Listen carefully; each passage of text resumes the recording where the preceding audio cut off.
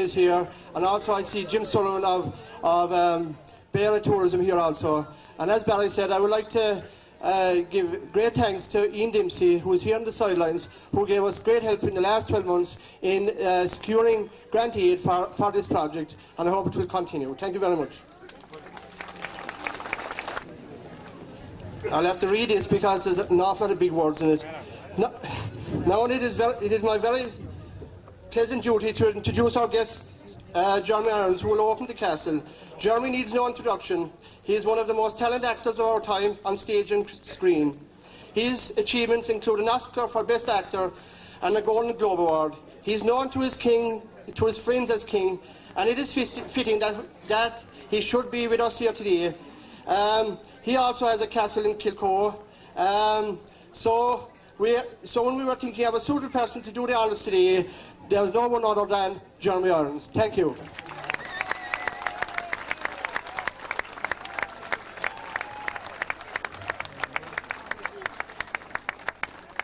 Well, it's great to be here. I have to tell you, in Kilcoe we haven't got this weather.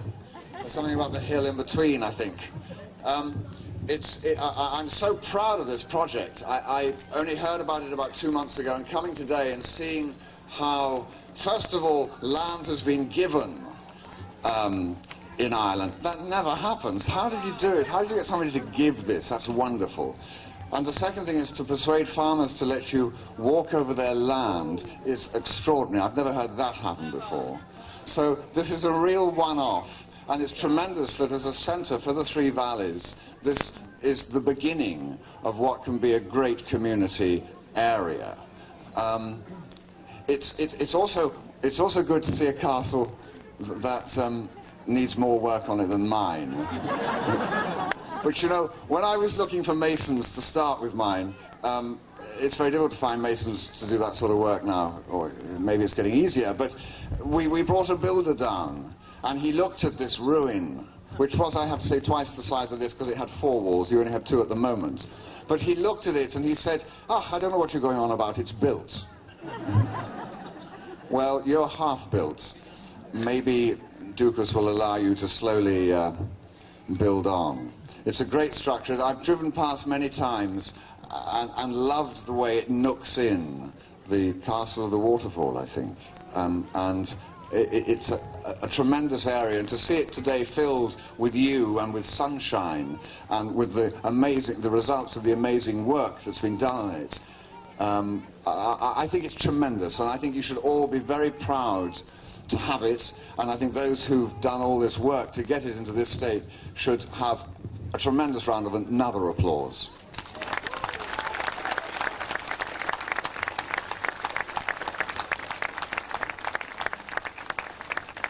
And of course, all it really needs now is a good coat of pink paint.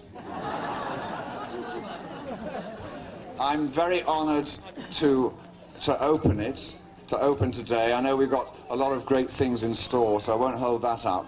I'm very honoured to have been asked because I'm an Englishman, and whenever I'm asked to open something that is so intrinsically Irish, I find it a huge honour.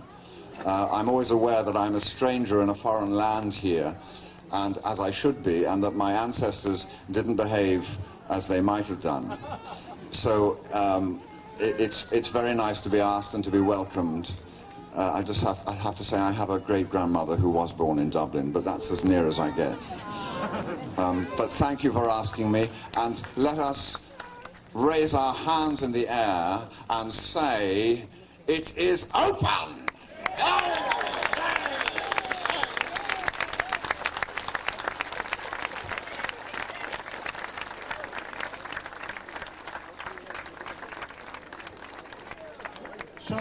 Just to mark the occasion, we will have a small presentation, a product made locally. It is a candle by Tate Candles, and I will get another representative of our committee, to Mary Manny, to present it to him, and she'll also introduce you to the pageant.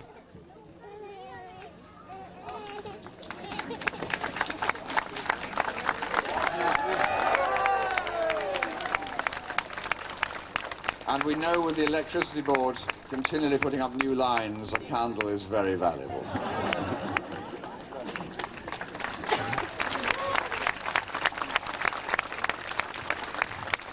Yes, very clear. Thank you very much for coming, and I hope you'll enjoy the rest of the evening. The next event is the highlight of the programme, a historical pageant based on the revenge of Donald Combe. Work in this pageant has started since the beginning of this year. Marie Brett, Victor Hayes and Annie King, the hard-working production team, has assembled together a talented bunch of actors and musicians in a performance filled with drama and colour. The local schools and parents have given fantastic support. What I have seen and heard during the rehearsal, the audience is in for a big treat. There's a murder, a wedding, and of course the revenge of Donald Combe. Donald Combe, played by Jorah Sullivan, will be arriving shortly on horseback. The pageant will last about 45 minutes. We ask everybody to be quiet during the performance and enjoy the show. We would like this entrance here at the left to be kept clear because the horse will be arriving in this area. Gore míle maith give goléir. Thank you, Meredith. Just a few words. All of today's events are being recorded by a professional recorder here. The video will be for sale through Carriganass Castle. If anyone wants to order a video, they can do for €5 to be inside in that coffee shop there and to be kept. It's only a limited edition. And I also ask the people just to stay back outside the wire, keep the entrance clear, and be patient with the actors because there's some actors coming through the crowd. And I thank you very much. Also,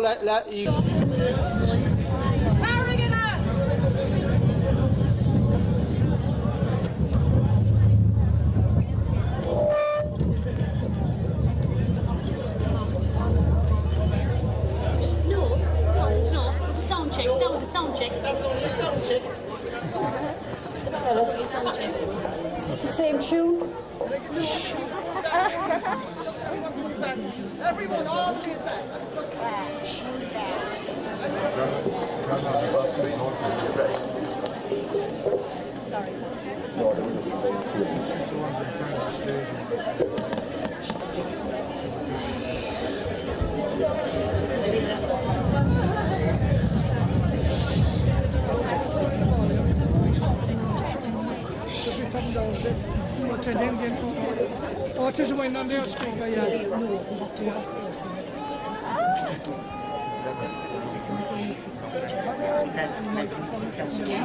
Could you kind of sit down?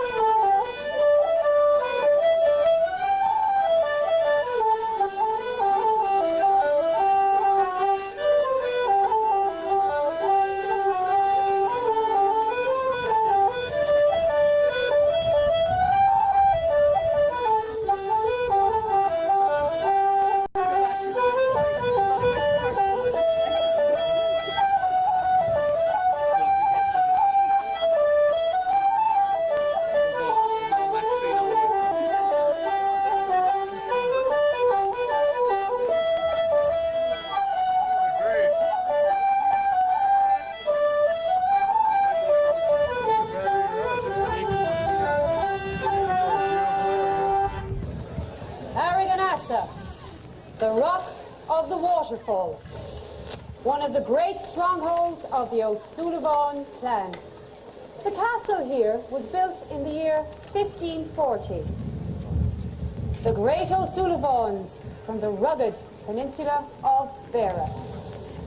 This branch of the clan later became known as the O'Sullivan Beara.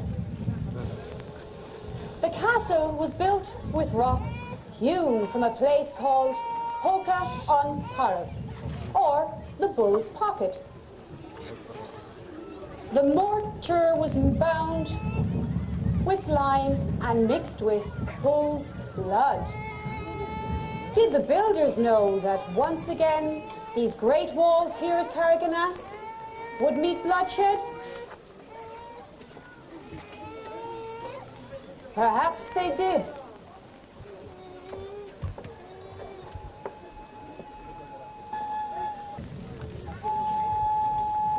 Kinsale, Kinsale, the Battle of Kinsale, the year 1601. The forces of Spain and the Irish besieged the English guns. But the men of the crown held steadfast their ground, and with last mighty heave of their feet, the rebels they battered, the clans they were scattered, and drove the chieftains to a hasty retreat.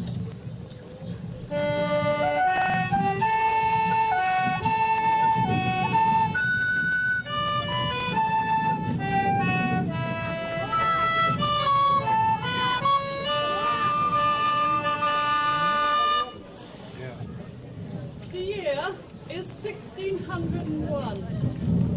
The Spanish send a fleet of ships and troops to help the Irish, their fellow Catholics, in an attempt to overturn the tide of the English advance.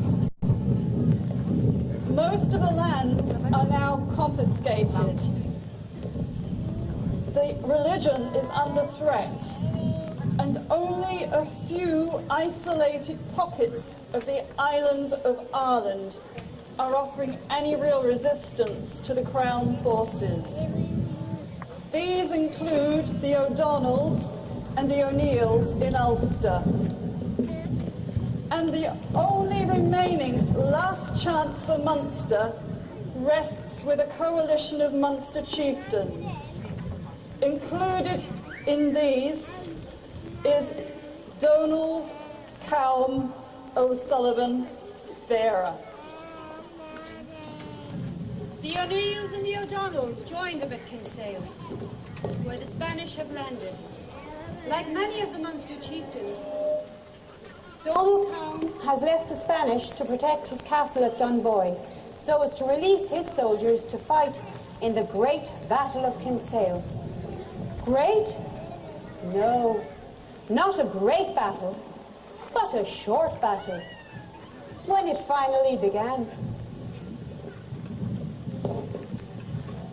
After months of siege, and with the English starving, the Irish decided to attack on Christmas Eve, 1601.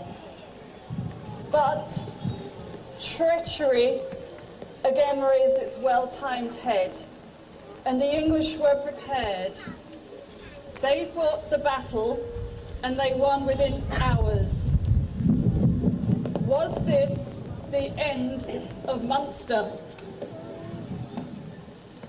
The Spanish soldiers, they decide to make a bargain with the English. Spare us, and we will hand over all of the castles under our protection, including Donald Cowan O'Sullivan's castle at Dunboy. O'Sullivan Bear has to retreat, or else he'll lose his home.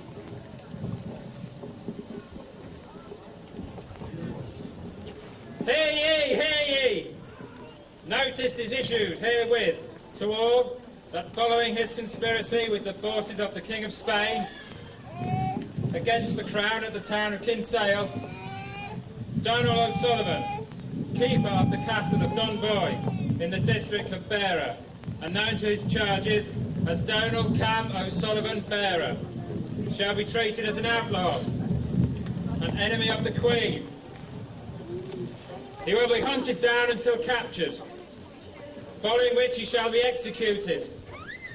Any persons known to be harbouring Donald Cam O'Sullivan Beara shall be similarly treated. Any of his followers with information as to his whereabouts shall be rewarded by having their lives and those of their families, livestock and crops spared by the Queen. The forces of Spain and the incorrigible Irish chieftains have been defeated at Kinsale. Donald Cam O'Sullivan Bearer has nothing further to fight for. Think better than to offer him your support.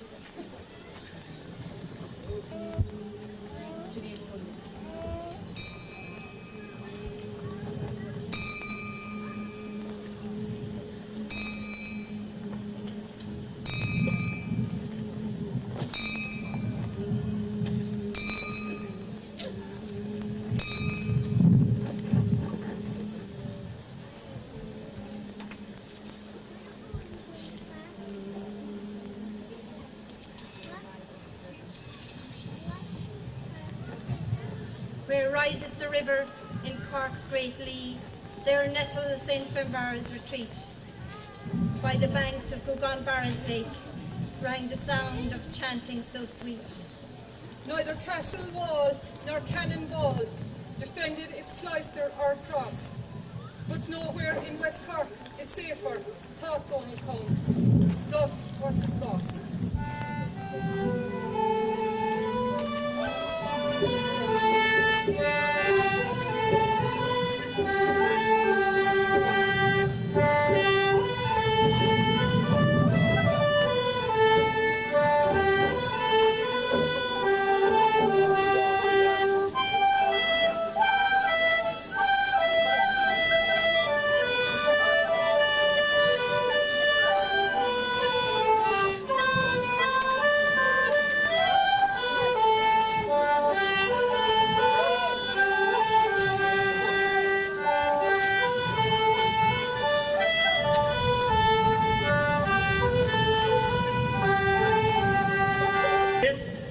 They may, and they may not, friar. Better to you that I am alive and not dead. Fear all, fear not. I have no wish to take refuge here, when all of Ireland, all of Beara shall be lost if I hide. Then what do you ask? I ask that you hold Aoife in your protection. Your wife? Yes. Bring her here.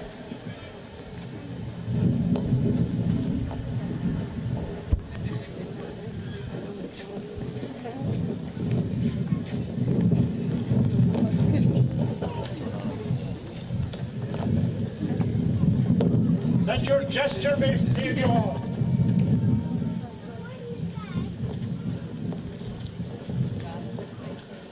Rather than it may save you, Donald Cone.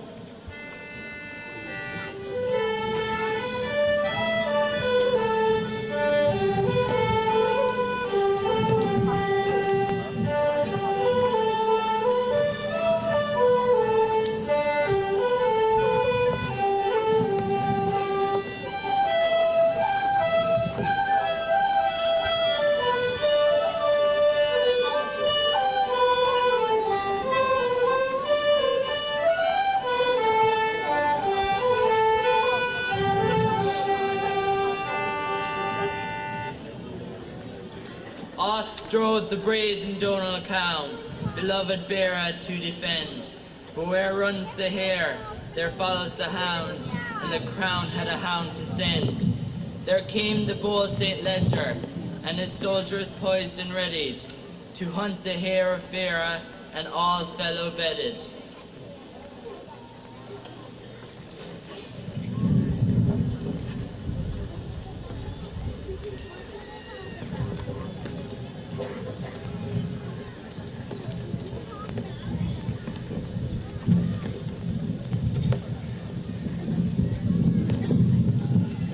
Following the Battle of Kinsale in 1601, Donald Cone retreats to Beara, where he fails to save his castle at Dunboy. His cousin Owen, who occupies the castle at Carriganass, has already sworn allegiance to the Queen, and Donald Cone hates him for this. Donald Cone continues to be a thorn in the side of the English soldiers. He continues to ambush and harass them, and the English need him dead. They set the task to one army commander. His name is St. Ledger.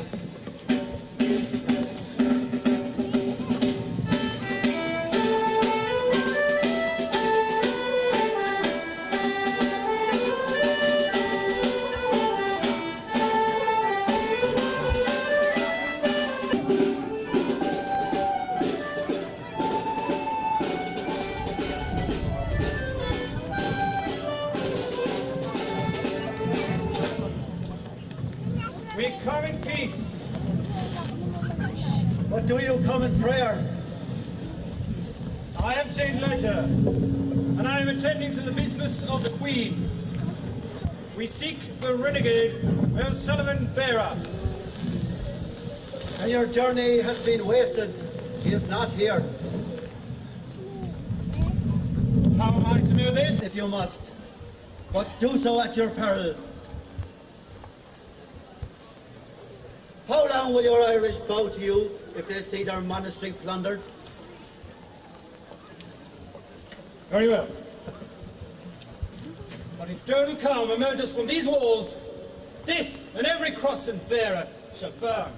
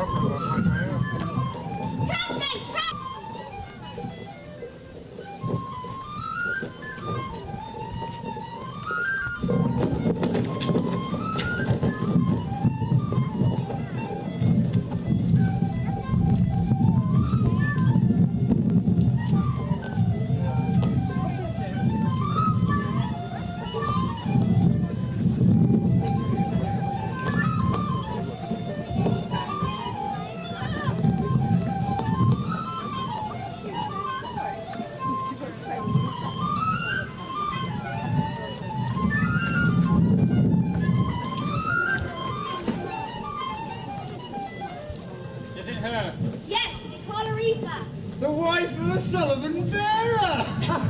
Eva! Well, reports of your beauty are not exaggerated. I trust you're quite a comfort to your husband. Well, a little terrier, like her husband. But not a weasel such as you.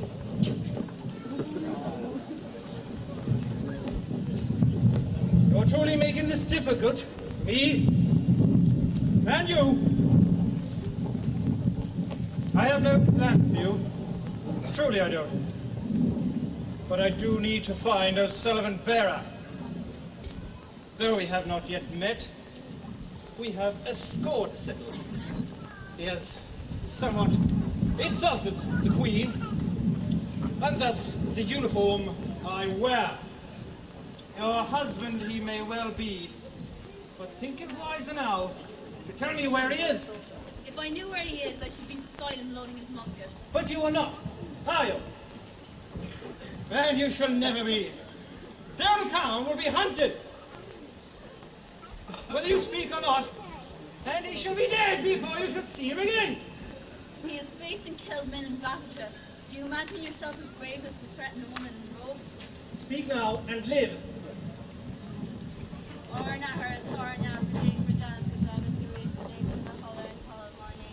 Speak!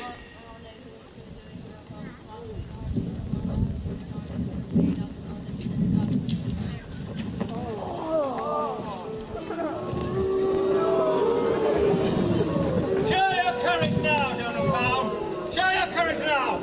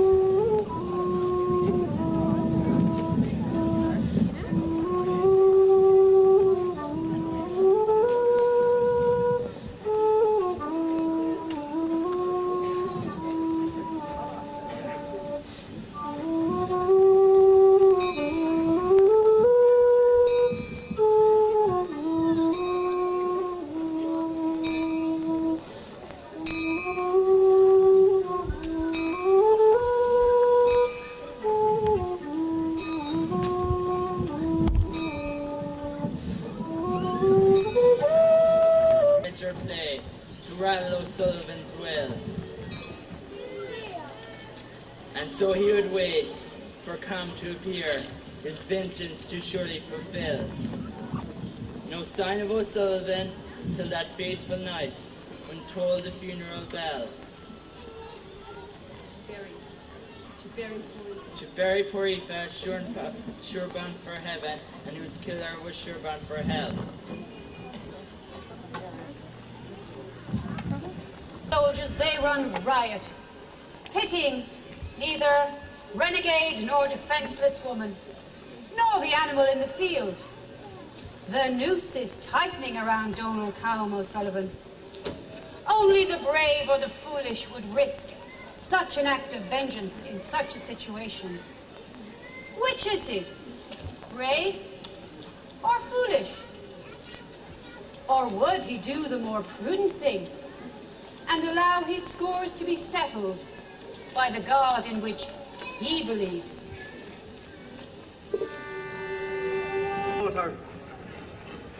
Him? St. Ledger. Forgiveness? What forgiveness can there be in the heart of a man who has been the death of his wife? God may forgive me for what I am about to do, for I have good reason. Proceed. Go to the cow. Proceed!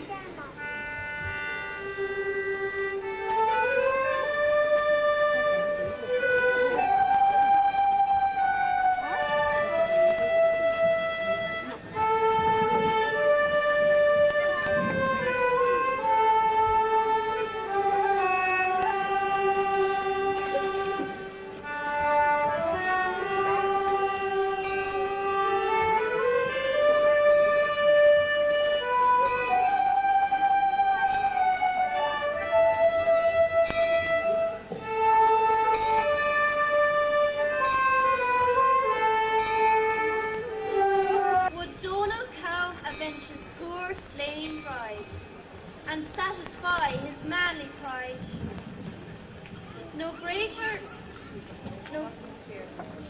None more fierce than the wounded heart, when by the sword to sweetheart heart. But beware your life, our son of Bera, for on you rests the hope of Era. Consider well and follow your will, stand and fight or follow and kill.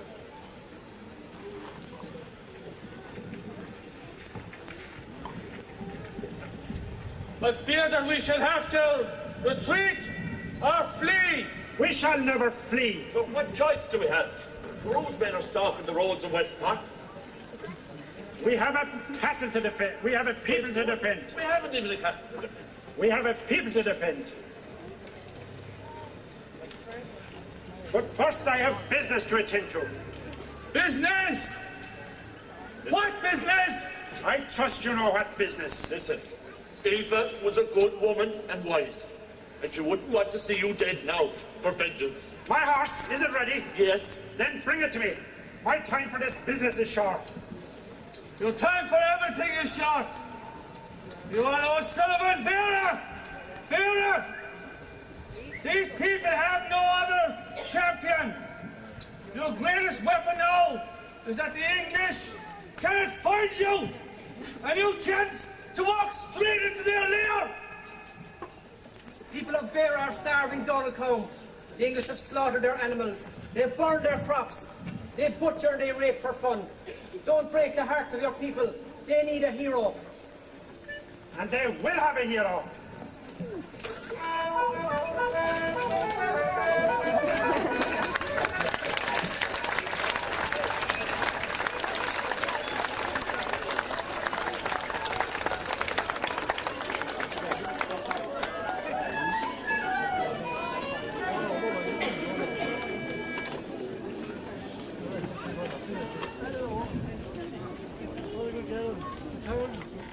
St. Ledger is making quite an impression in Munster.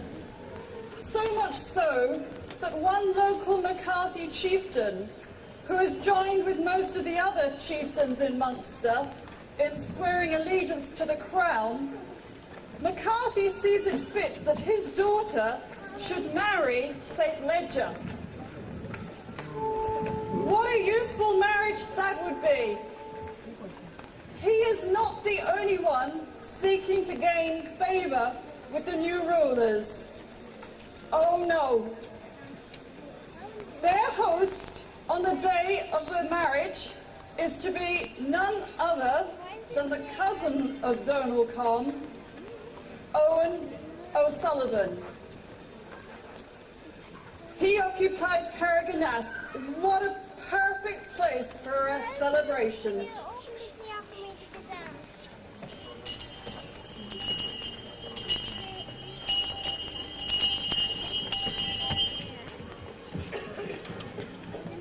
Great jollity and frivolity will descend upon the castle of Carriganass for the days when the great commander and soldier, St. Ledger, will take the hand of the daughter of the great Irish chieftain, McCarthy, that this wedding may bind with great and generous favour the people of the realm behind the Queen.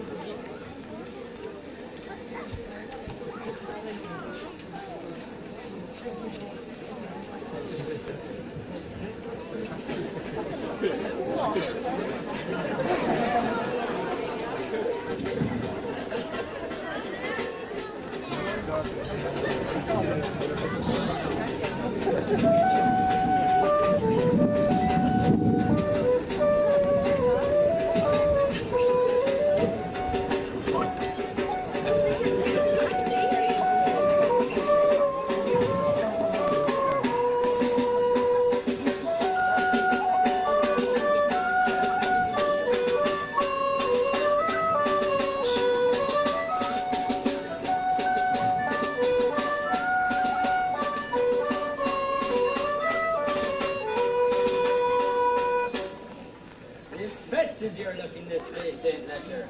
Well, it isn't every day a man gets married. There's a fine wife you'll have this day. I agree, McCauley. Daughter is a fine woman. And a fine favour you will surely be met. No need to be bashful, McCauley. This wedding will do much to gain you great stead with the Queen. The further civilizing of the monster men. I am honoured, my liege, that you should celebrate this day here at Carriganass. Oh, no need to laugh at my feet. O'Sullivan, you've made your colours quite clear. You are safe indeed. Not like that cousin of yours. I would have thought you should have his whereabouts by this. Yeah. He must be dug into a rabbit hole. No one will speak where he is. Not near, I should think. Poor old Donald Cowan. He doesn't know what a day he is missing. Every man should have a wife, don't you think?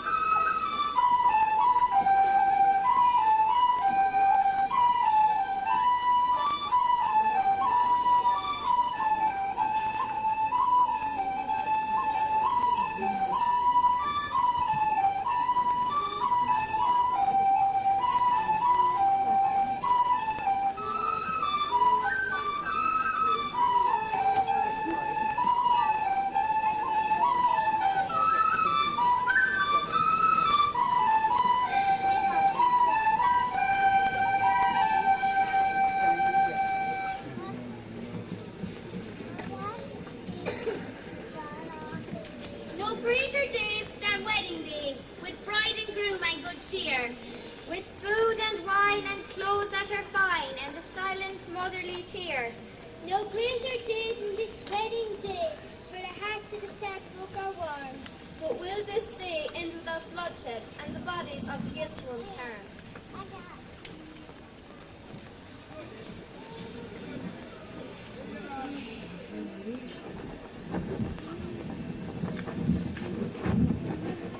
Today, brethren and subjects, are gathered here in the sight of God to join in matrimony this man and his bride.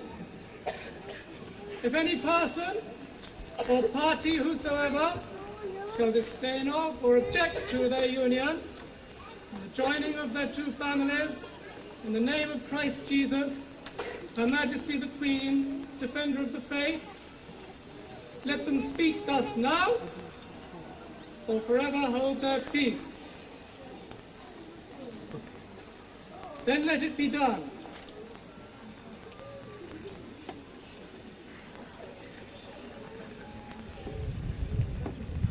And so it is done.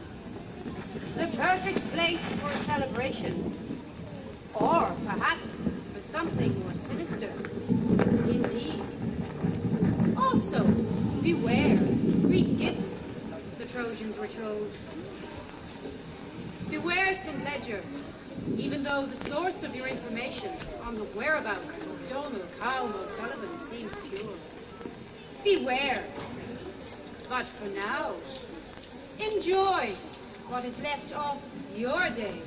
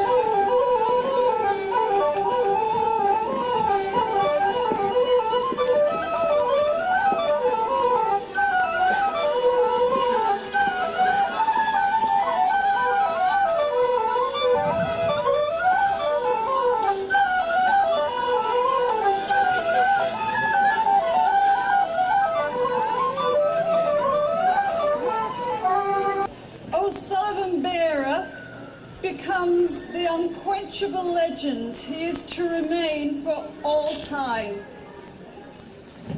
But by the end of 1601, the people of Beara are starving. They have nothing left to hope for. And even to Donald Combe, it becomes obvious that the battle for Munster is over. They could not stay, or they would surely be persecuted. But do they have the strength to leave their homeland? Where would they go? Donald Combe refuses to lie down in the face of the overwhelming forces. He decides to gather his troops and all those who wish to go with him and join in battle against the English with his fellow rebels in the north of the country. He would go to a rock and cavern. How sad it must be for all those who cling to the dreams of the old days and who sacrifice everything or lose everything. O'Sullivan Bear never fails to be their leader. But how is he to lead them now through the most dangerous and sorrowful journey of their life? Only he would know.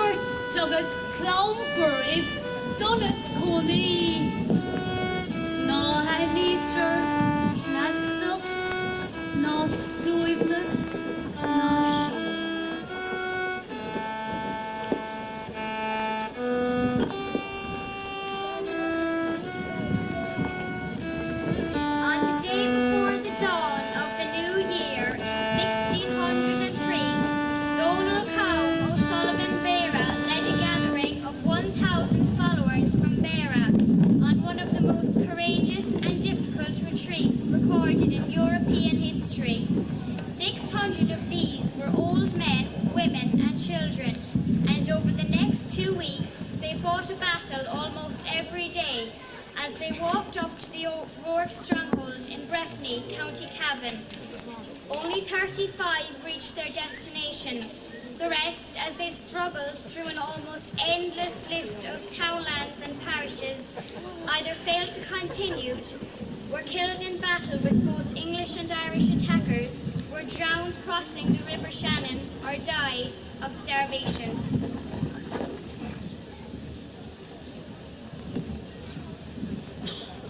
No final surrender. Through bullets, swords, stone or thunder. Steadfast he held, as the leaders of old. But bellies aren't filled by courage nor gold. The hungry of Beara could soldier no more in the valleys and mountains of their native shore. They gathered to march, battered but not broken, from their home by the sea, which loved and forsaken.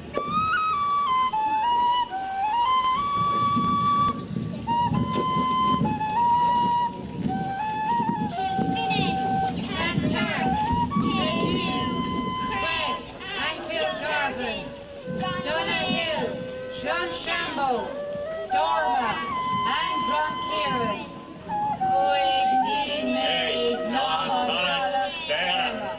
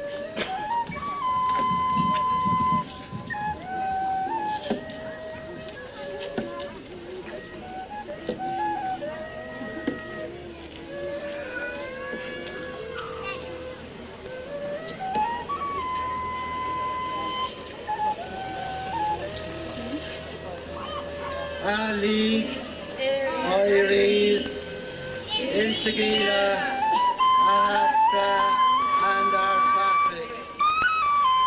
On our Monaster Arden, Bill Street, and Billy. Oigni made non higher era. Oigni made non higher era. Oigni made non higher era. Oigni made non higher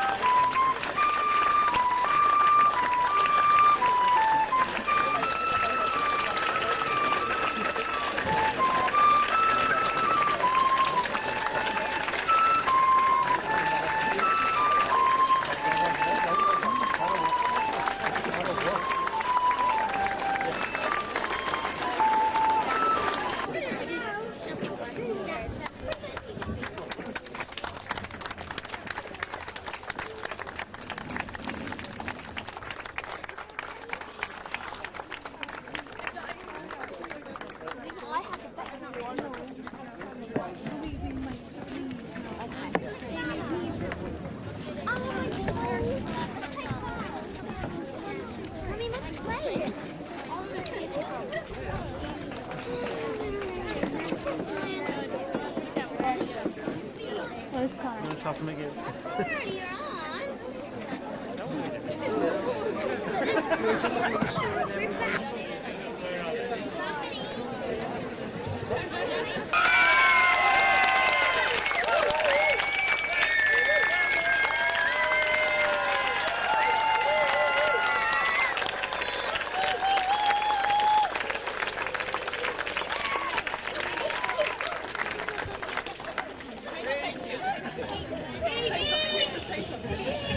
Can you hear me? Yeah. I've been asked to say something, I'm not sure why. The first thing I'd say is that it gives me great pleasure to do this.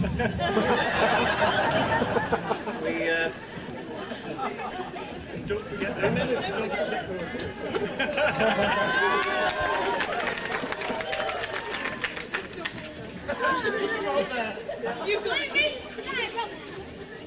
I'll try and be as cheerful as I can. I'm from Kerry, and the last I heard we were getting beaten badly. So, can I just thank you all for coming? It was a great thrill for everybody up here to have a good crowd down there to watch what they were doing and to appreciate it so much. So thank you very much. Can you give yourselves a round of applause?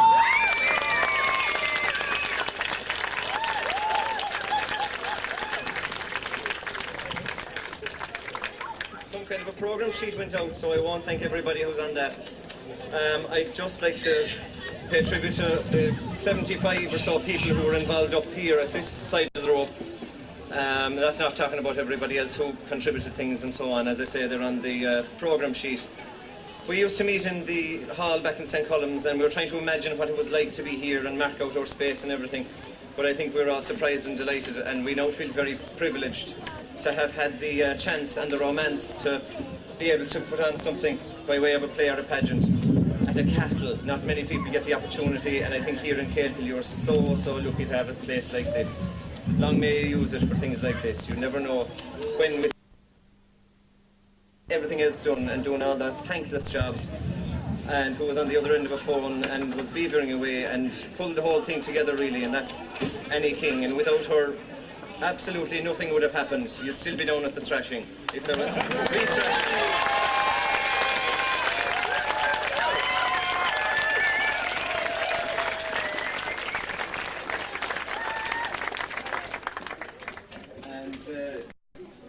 If there's any doctor in the audience who knows about deep vein thrombosis, you might like to talk to the boys who've been up there since before 4 o'clock. Can I just say to everybody behind me here, again, it was a pleasure working with you all. Some of you I knew, some of you I didn't know at all, and it was lovely to meet you. And yeah, I'm assuming that Kerry lost, and I will say that this is definitely the high point of my day and probably my year. Thank you very much. Just mention Pam. Oh, yes. I have to thank as well the Frank on sound, and a special word of thanks to Tom and Tom O'Sullivan and Mary Tisdale, who came all the way down from the Fla in Clonmel, which is like somebody coming home in the middle of the World Cup to do music for us in an awful time of the year to try and get musicians. And a special word as well to Pam Tan, who was beavering around and made me feel safe.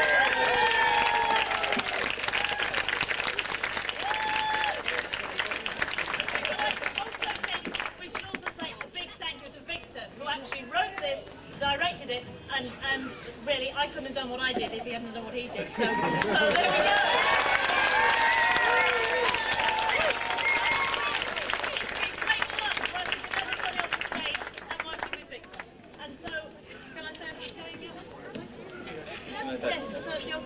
Everybody in the cast are invited to come down to the Vaughan for some sandwiches and a cup of tea after we've got changed, okay? And finally, I'd like to apologise to everybody over there for the amount of swearing I did when I had the piece of paper still in my hand. Apologies again. Thank you very much, everybody. God bless.